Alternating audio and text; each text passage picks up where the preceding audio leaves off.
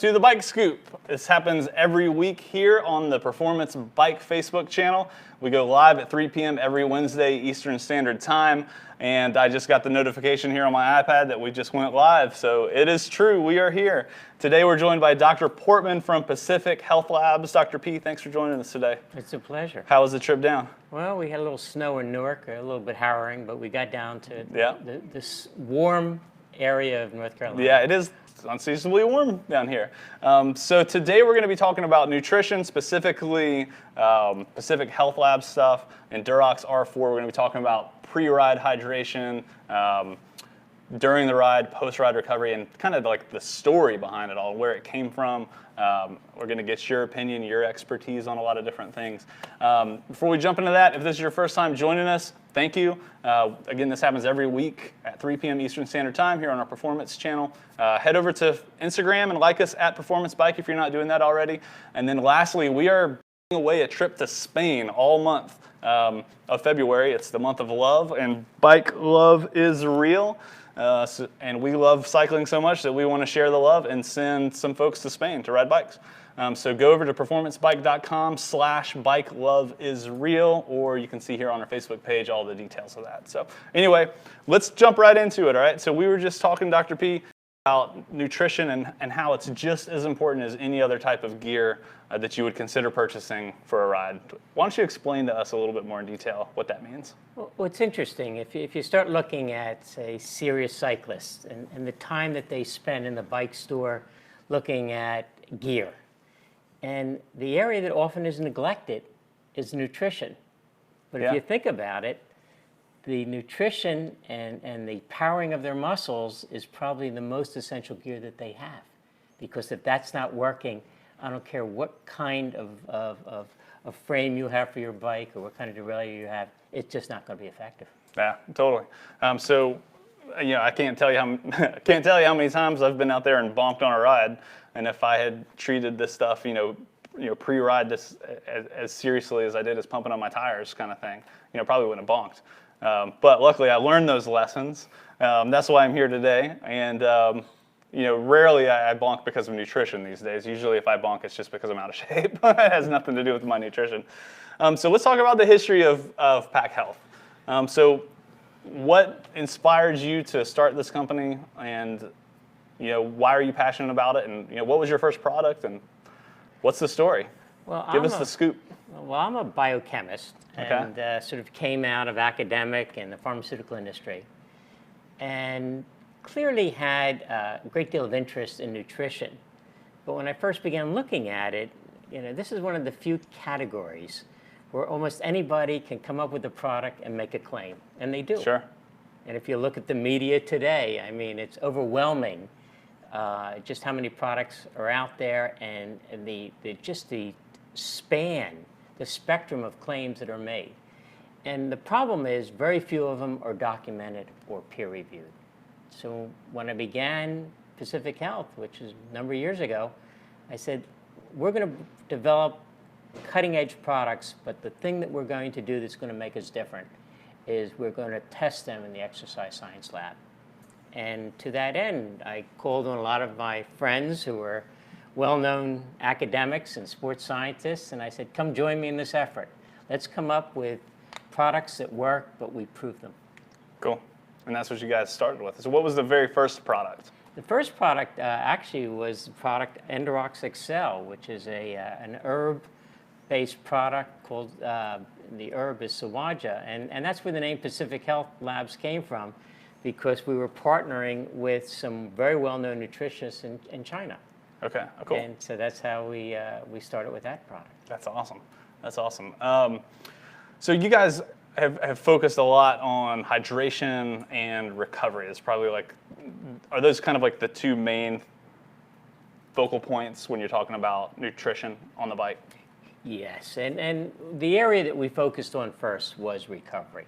Right. And this was sort of interesting because it is probably the most important segment of your exercise program. In that 45 minutes after your ride, that's where almost all of the adaptations for strength and remodeling of muscle take place. And nutrition plays a vital role there. And interesting enough, there were very few products. There were no products out there really devoted toward the recovery nutrition. So when we started, I actually brought together 6 exercise scientists that were probably the leading ones in the world, including one who was, for cyclists, they would know the name Ed Burke. Mm-hmm. And we met in Colorado Springs, and we really began to explore this whole area of recovery. And out of that came the genesis and the development of Endurox R4. So I'm going to tell a quick personal story that pertains to recovery. So when I was a total noob, we were talking about this earlier, I started riding, with just water during my ride. And then at one point, I started, I think, drinking Gatorade or something like that, some sugar water. And I saw a little bit of short-term benefit, but I wasn't doing anything for recovery. And true story, the first recovery product that I ever tested out was Endurox R4. The chocolate variety is my personal favorite. And it was amazing the results that I saw over a 2-week time. I was riding much stronger than I was on those next rides than I had before taking that stuff. So, I'm the type of guy that I saw it out there. I was like, oh, I need to try this. I tried it, and I immediately saw huge benefits from it. But what's the science behind that? So I don't fully understand it. I felt the benefits, but I don't understand them. So help me understand how that works. You're the expert. How does it work? Well, if you think about it, after you do a workout, say moderate to intense exercise, and you start really evaluating your body, you start to see a couple of things. One, your muscle glycogen stores are depleted. Mm-hmm. Cortisol levels are up. That means you're breaking down protein. The processes for rebuilding protein are inhibited. Your body is dehydrated, which is causing all kinds of transport problems. And this occurs, and interestingly enough, after you stop working out, the catabolic or breakdown process continues because cortisol levels are up. Right.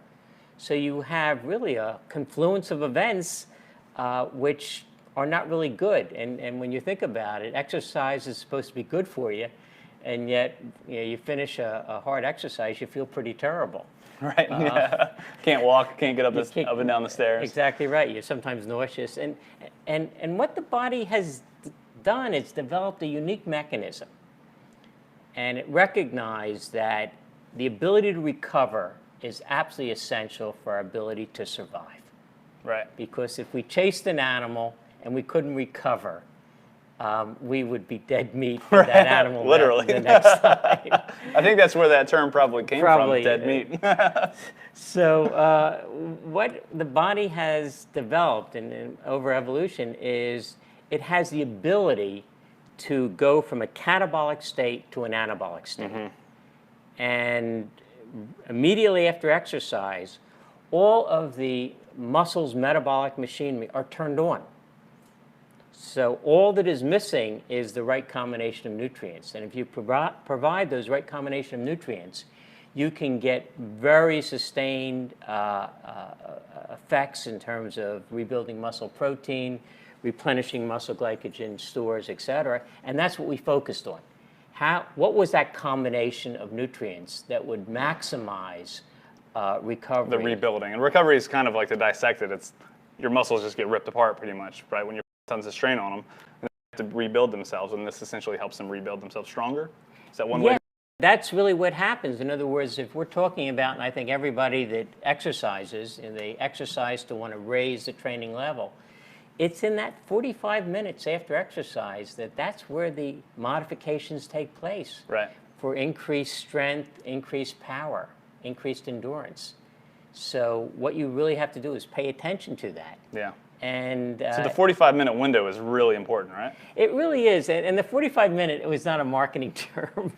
The 45-minute window really relates to the role that insulin plays in the recovery process. Now, in this day and age, because of the media, insulin is sort of a demonized hormone.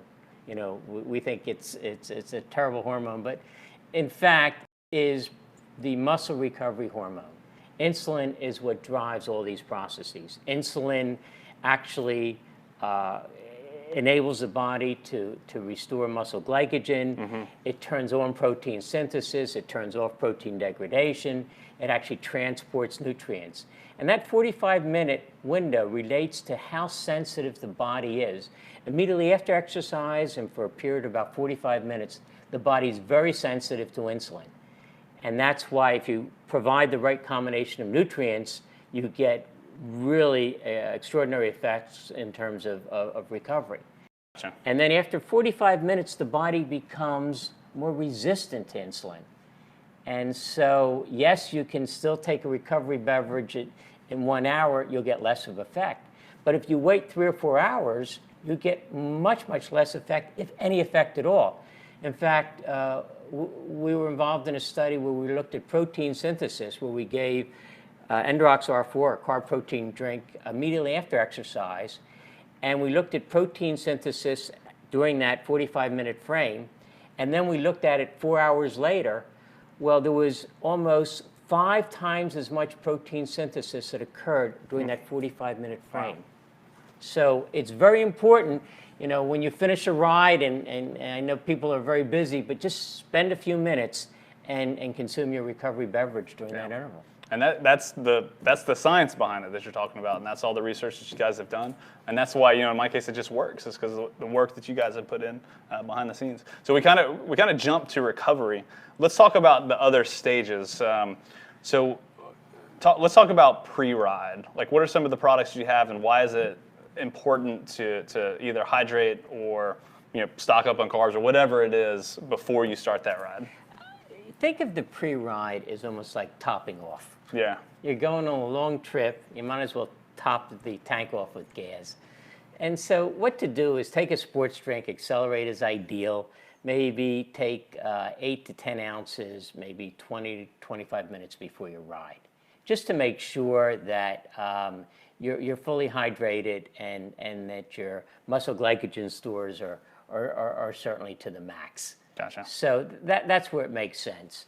Once you get into it, then you really have to worry about hydration and energy replenishment during. Okay. And that's where the Excel gels and Accelerate come into yes. play? Yes, and there's a couple of principles to keep in mind. One, hydration is the core of your exercise nutrition. And your body has developed very sophisticated mechanisms for cooling. Unfortunately, those mechanisms, which are sweat mechanisms, also start to dehydrate you pretty quickly. And it doesn't take much. It's about 2% loss in body fluids, and you start to see a decrease. That's not a lot at all. It's not. For a 150-pound person, that's 3 pounds. Right. And there are many people that go out on a bike ride and they come back and they're 6 or 8 pounds down. Right. Yeah, especially we're in the Southeast. It's really hot and really humid too. So I mean, some days you lose 5-6 pounds. Right. on a ride. It's and crazy. humidity creates another problem because when you have high humid conditions, you're not getting the cooling effect. Right. So you're losing the fluid and not getting the cooling, so you're getting a double whammy when you're exercising in high humid conditions. So I've heard the theory that you should drink 1 water bottle an hour. Does that hold pretty true with you in your mind? That's probably a good rule. In other words, at max, your GI tract can only absorb maybe 34, 36 ounces an hour. Yeah. And remember, that's per hour. That's a rate. So if you wait until the 59th minute and you drink that much fluid, guaranteed you will be sick. And you got to time it, right? You said you can't wait until the end, right? Exactly right. So the best thing to do is get in the habit, once you're on your bike, just start taking sips frequently, small sips frequently. And I always talk about, if you can get in 16 or 18 ounces an hour, and you do maybe a couple of ounces every 5 or 8, 10 minutes, that is a much more efficient way. You will absorb that, and you won't get GI problems. And that's one of the things that almost every endurance athlete suffers from at some point. Right. They develop some kind of GI upset. This will help prevent it. Gotcha. Gotcha. Very good. So we just mentioned, it's not possible to replenish all the fluids that you lose. That's what's going to make you sick, right? Right, and you shouldn't even try. It's interesting. Some of the great marathoners that came out of Kenya, they didn't drink at all because they were so used to it. And we got involved with a number of them and started encouraging to at least do some hydration. Yeah. But it'd be pretty amazing that they would run a marathon and consume maybe less than 20 ounces of fluid. The whole time. That's like nothing. Yeah. So, but that's a very special case of genetics, and our genetic systems don't work that well. So Right. we should pay more attention, and probably 12 to 16 ounces an hour is a real good rule to follow. Gotcha. Now, what about if you're slamming gels? So there's a theory, and I felt it sometimes where if I eat too many gels, I could get dehydrated. So is there like guidelines on how much hydration I should be taking in while I'm eating gels? Well, here's the rules. And the best thing to do is just consume your calories in a sports drink. Right. That's really the best way because it's easy to drink. You don't have to peel anything. On a long ride, that can get pretty tedious and boring. Yeah. And you want a different type of taste sensation. And gels are ideal. They're portable, easy to open up, easy to carry, there's no weight. But you cannot ignore the fact that you are not saving weight by a gel because you need to have a certain amount of water to consume with it. A good rule of thumb is for about every 10 calories of gel, you should take about 1 ounce of water. So if That's a solid rule. If a gel is 100 calories, you better consume about 10 ounces of water in order to just maintain the balance that we're talking about. And that's not eat the goo, slam 10 ounces of water. That's kind of around. It's around that interval because, Gotcha. And again, let's just talk about, you can't have an unlimited amount of calories while you're working out because your GI tract won't absorb that either. Right. So the most you can really get in is about 70 grams per hour. Okay. And if you think about that, that's maybe 2 to 3 gels. Right. And that's quite a bit. That's quite a bit. And there's really no reason to consume that much. Gotcha. So I would consume less. I would then take my water, still in the same schedule as we talked about before, less volume, more frequently. Gotcha. Cool. So we talked about pre-ride nutrition. That's, you said, kind of topping off where you're already at. And then we just talked about during the ride, eating gels and staying hydrated. And earlier we talked about recovery. Those are kind of the 3 phases. Anything else that you want to add to the recovery phase? We covered a lot earlier. The recovery phase, all I simply say is do not ignore it. Right. And it's the easiest thing. To forget about. It's easy to forget about because It's like, oh, I'm late. I'm late for work. I got a flat tire, Right. and it took me an extra 15 minutes to change it. For some people, for me, it's like 3 minutes. Just kidding. But now I'm late to the house, and I got to run down here, and I'm just going to throw the bike away, and I'm just going to hop in the car and go do whatever the thing is that I need to do. Oops, I forgot to recover, and then maybe my ride tomorrow or the next day is pretty painful. Well, it's probably the recovery and nutrition, and we showed this with Endurox R4. I mean, that's one where you absolutely feel the benefits the next day. Yeah. There's a lot of products that we take every day, and we take them because we think they're going to work or we think they're good for us.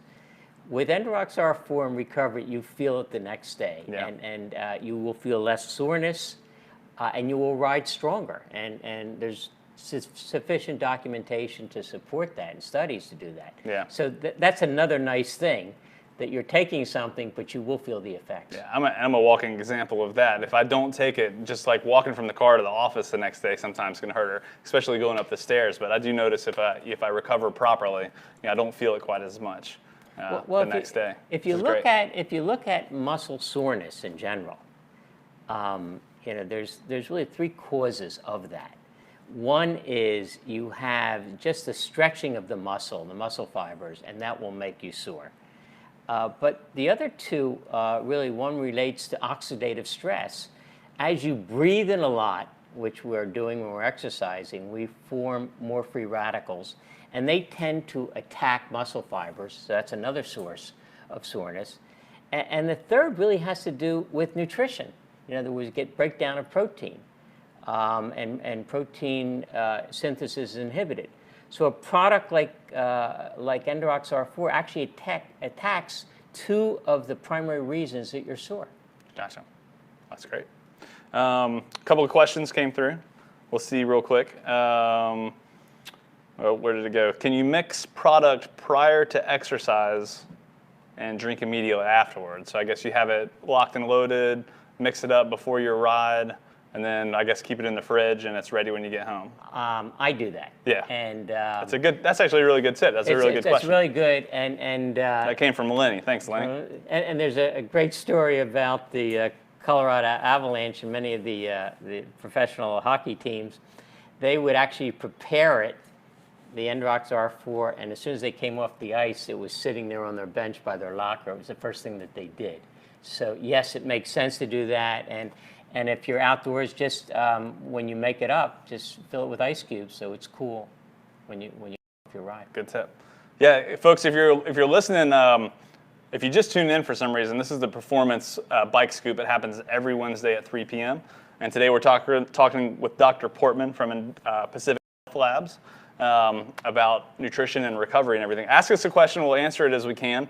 And we're also going to be giving away the Endurox and the Accelerate, and everything you see here we're going to be giving away, so we'll have 6 winners total. So like the post, share it with your friends, leave us a comment, we'll pick the winners later this afternoon. We had a comment here from Chris London. He says, pro tip, mix Endurox, vanilla, and orange for a creamsicle flavor. So that's kind of cool. Are there any other combinations that are super popular that you would recommend to mix? I won't say we're purists, but okay. I don't experiment in my food.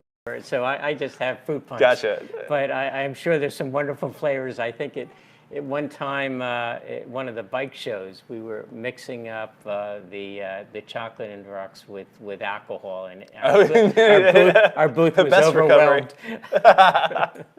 Oh, that's awesome. So talking about alcohol and just real food in general, let's use that as a segue. What about real food? What about, let's start with coffee.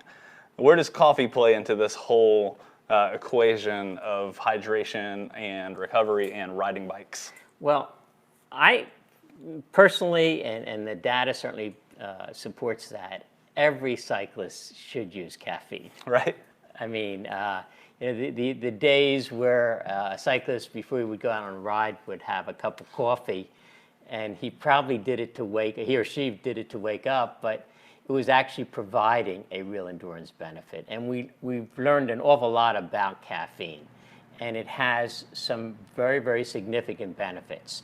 That one, it probably helps transport carbohydrate from the gut into the muscle. So that's a benefit. Okay. Two, we know that it has a positive effect on fatigue signals coming from the brain. And the third effect, it probably spares muscle glycogen. And without getting too technical, I'm afraid I've been too technical already, but glycogen is really the way the muscle stores energy. And when we deplete muscle glycogen, when you bonk, that's when you hit the wall. So anything you can do to preserve muscle glycogen will enable you to exercise longer, exercise better. Caffeine helps you do that. And that's, again, the reason why you want to consume calories, usually combinations of carbs and protein, while you're exercising, because it spares muscle glycogen. Gotcha. One more comment came in from Craig, asked if he can take these products with heart drugs that you're on. Yes. Yes, absolutely. They're natural products and totally. And we often get the question for diabetics. Because any sports drink or Endurox R4 has high levels of carbohydrate. Yeah. But they are, you can take them because during exercise, you're actually having a very beneficial effect on the diabetic condition. So Gotcha. There's actually a society that does endurance rides, and they use Endurox R4 as their product of choice. This one's, I think Max is being serious with this question. Max asks, what would you recommend for a 700-mile bike ride on high altitude above 3,500 meters over sea level? That's a long way, Max. Are you really? Where are you riding 700 miles? Is that one ride that's 700 miles? That's amazing. Well, what I would suggest surely that's is, over multiple days. It's got to be over multiple days, and that's one that you're going to have to give me more information in terms of how many miles a day are you doing, and at what intensity, and we can actually do a calculation in terms of hydration and some calculation in terms of carbohydrate and protein needs. Gotcha. And but that's, God bless you. Yeah, that's a long ride. So what about these products versus, we kind of just talked about real food that's out there. Why would I want to get something like this instead of just grab a sandwich? Well, you can. I mean, somebody once asked me, couldn't I develop a post meal that had the 4-to-1 ratio and then just consume water? And the answer is yes. Right. It's a little bit of a pain in the neck to do, Yeah. and just to get it right. Probably takes a while, huh? It takes a while. But there's a couple. One, there's a practical issue. It's a lot easier to mix it up and put it in a water bottle. And two, it's a lot easier to drink your recovery nutrition than it is to eat it. Yeah. So that's a benefit. Gotcha. Good tip there. So what else? We've talked a lot about the history, the benefits, the current products. Can you give us a little sneak peek? Is there any insider information about the next big thing in nutrition and hydration? Anything around the corner from you guys, or what are you guys researching right now? There's really 3 areas that we're really looking at. One has to do with aerobic exercise and building lean body mass. Uh-huh. Is there ways that we can develop certain products that would facilitate the building of lean body mass after exercise? That's what everybody, I think, wants, and we're looking at that. Then we're looking also at the area of hydration. If you start looking, and there's a place for a product that is just hydration. Water is still the #1 sports drink out there. Right. Yeah. In spite of the fact that we talk about it, products like Accelerate and Gatorade certainly sponsoring everything. Water is still the #1 product, but it's not the best hydration product. So there are certainly products that you can just add the electrolyte. If you look at a electrolyte product, the technology hasn't changed in quite a while. It's primarily just using electrolytes, primarily sodium, that you mix with water. And yet the research is a lot more compelling. So one of the things that we're looking at, and we will have to market this year, will be a new hydration product. You just mix with water, but it will give you better hydration than say any of the conventional products that are primarily just sodium chloride. Gotcha.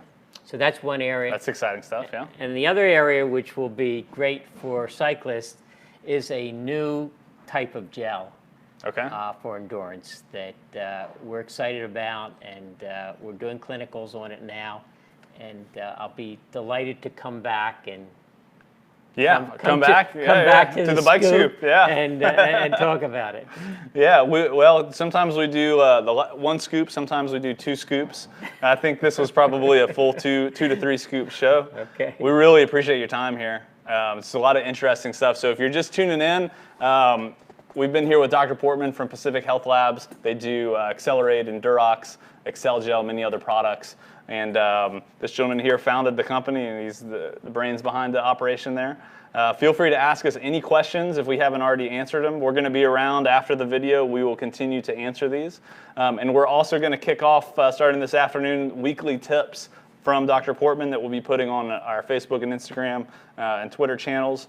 So we're going to be running that all summer. This is going to be awesome.